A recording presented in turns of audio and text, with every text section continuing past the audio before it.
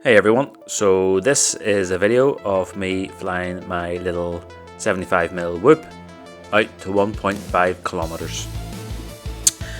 This is the second version of kind of this little Whoop that I've built. The first one, some of you may have seen, met its end at Christmas time under the wheel of a car, and I then rebuilt it, bought a few bits and pieces, rebuilt it, and the weather was nice a couple of days ago, so I decided to see if it can perform just as well as its predecessor.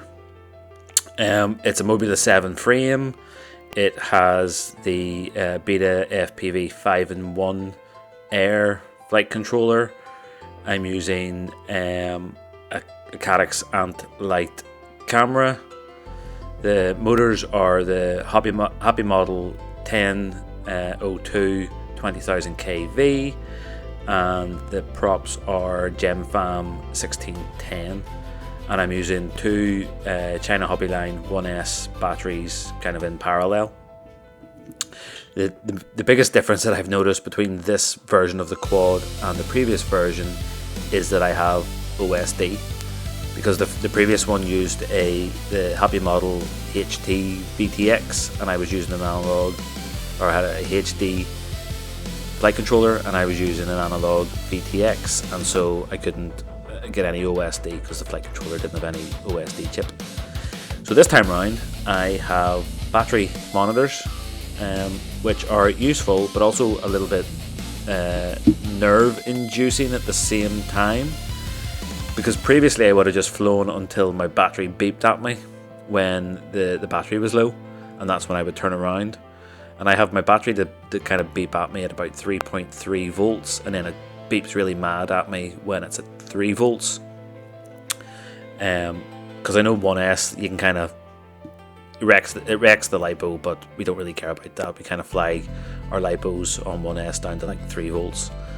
But with the OSD on here, once you see kind of 3.5 volts on the OSD, you kind of go, oh, I'm getting close to the end of the battery, and then you brick it and you turn around and you go home.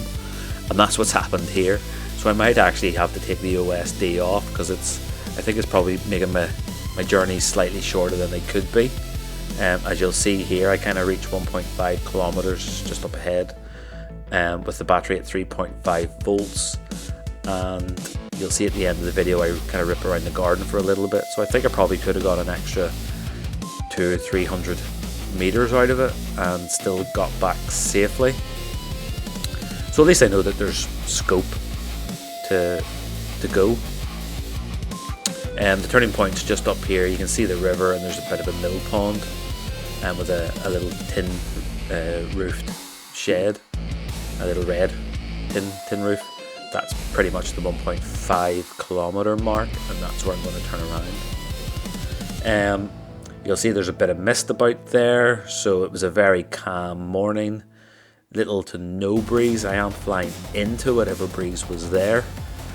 Just trying to manage the throttle to, I think it basically has the throttle set to about 30%, and I have my hands off the throttle stick, and I'm just using pitch to control my forward momentum and my altitude.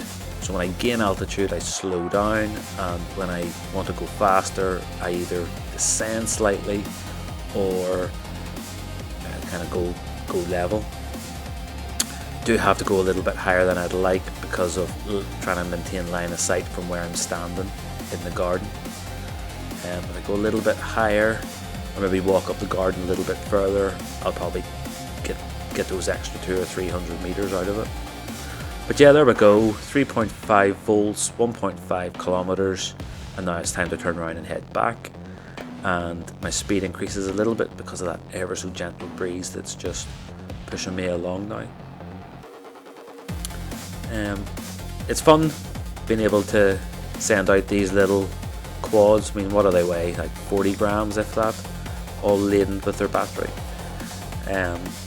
Pushing them out this far. I mean, in the grand scheme of things, 1.5 kilometers with quads and things isn't really that far, but with a little Whoop, no GPS, you kind of know that when it goes down, the chances of finding it could be quite slim. I mean, I know these fields quite well, so if it does go down, I know roughly where to look, but there's always an element of luck, being able to walk across the field and just find it at the right spot before the tractor comes and cuts the grass. But yeah, fun little kind of challenge, easing this out, and I'm happy to report that it's performing just as well as its predecessor, if not maybe slightly better. It is slightly lighter because of the Air 5-in-1 flight controller, and with the VTX built in, I'm not running an extra VTX, so it's a couple of grams lighter, and we all know with whoops, a couple of grams can make all the difference.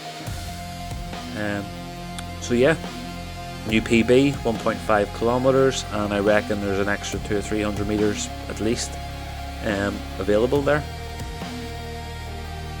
I'll stop rambling now, and I'll just let you watch the last couple of minutes as I successfully come back to the house. All the best.